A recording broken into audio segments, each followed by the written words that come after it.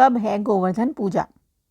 कार्तिक माह में शुक्ल पक्ष की प्रतिपदा तिथि पर गोवर्धन पूजा का पर्व मनाया जाता है।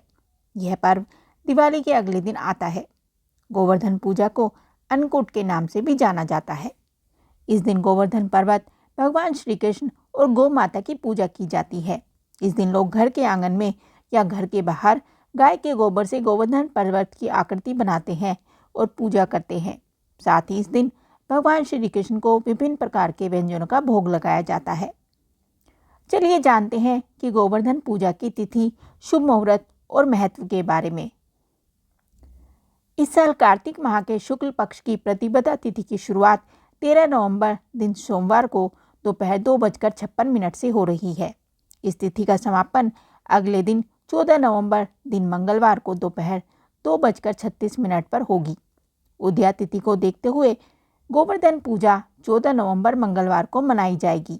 गोवर्धन पूजा का शुभ मुहूर्त 14 नवंबर 2023 दिन मंगलवार को गोवर्धन पूजा के लिए शुभ मुहूर्त सुबह 6:43 से सुबह 8:52 तक है। गोवर्धन पूजन की विधि। गोवर्धन पूजन के दिन सुबह जल्दी उठकर स्नान आदि करें। फिर शुभ मुहूर्त में गाय के गोबर से गिरिराज गोवर्धन पर्वत की आकृति बनाएं। साथ ही पशुधन यानी गाय, बछड़े आदि की आकृति भी बनाएं। इसके बाद धूप दीप आदि से विधिवत पूजा करें। भगवान कृष्ण को दूध से स्नान कराने के बाद उनका पूजन करें। इसके बाद अन्नकूट का भोग लगाएं। पौराणिक कथा के अनुसार गोकुल के लोग इंद्रदेव के सम्मान में उत्सव मनाते थे। वे हर मानसून के अंत में इंद्रदेव की पूजा करते थे। इस कारण इंद्रदेव को घमंड होने लगा कि उनसे ज़्यादा ताकतवर कोई नहीं है। उनके घमंड को तोड़ने के लिए श्री कृष्ण ने युवावस्था में एक लीला रची। उन्होंने गोकुल के लोगों को भगवान इंद्र की पूजा करने से रोक दिया और उन्हें गोवर्धन पर्वत की पूजा करने के लिए कहा, जिनकी वजह से गायों को चारा मिलता था। मेघ बारिश लेकर आते इससे क्रोधित इंद्रदेव ने जल प्रलय किया। पूरा गोकुल जलमग्न हो गया। ऐसे में श्री कृष्ण ने गोवर्धन पर्वत से मदद मांगी। उन्होंने अपनी छोटी उंगली से गोवर्धन पर्वत को उठा लिया। इस पर्वत के नीचे मनुष्यों और जानवरों को आश्रय मिला। यहीं से कृष्ण का एक नया नाम गोवर्धनधारी पड़ा। इसके बाद इंद्र ने भगवान कृष्ण की महानता को स्वीकार किया और अपने अहंकार को त्याग दिया। गोवर्धन परिक्रमा का महत्व।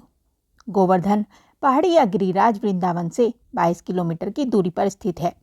पवित्र भागवत गीता में कहा गया है, भगवान कृष्ण के अनुसार गोवर्धन पर्वत उनसे अलग नहीं है, इसलिए उनके भक्त गोवर्धन को पूजते हैं। आज भी गोवर्धन की परिक्रमा का बहुत महत्व है। कहते हैं गोवर्धन की परिक्रमा करने से सबके दुख दूर होते हैं।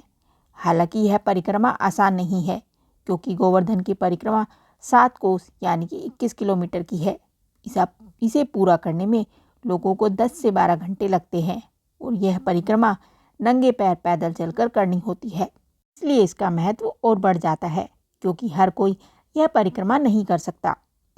कैसे होती है गोवर्धन पूजा? गोवर्धन पूजा के दिन गोबर से गोवर्धन बनाकर उसे फूलों से सजाया जाता है। पूजा के दौरान गोवर्धन पर धूप, दीप, नैवेद्य, जल, फल चढ़ाए जाते हैं। इसी दिन गाय, बैल, कृषि काम में आने वाले पशुओं की पूजा की जाती है। गोवर्धन जी गोबर से लेटे हुए पुरुष के रूप में बनाए जाते हैं। उनकी नाभि के स्थान पर एक मिट्टी का दीपक रख दिया जाता है।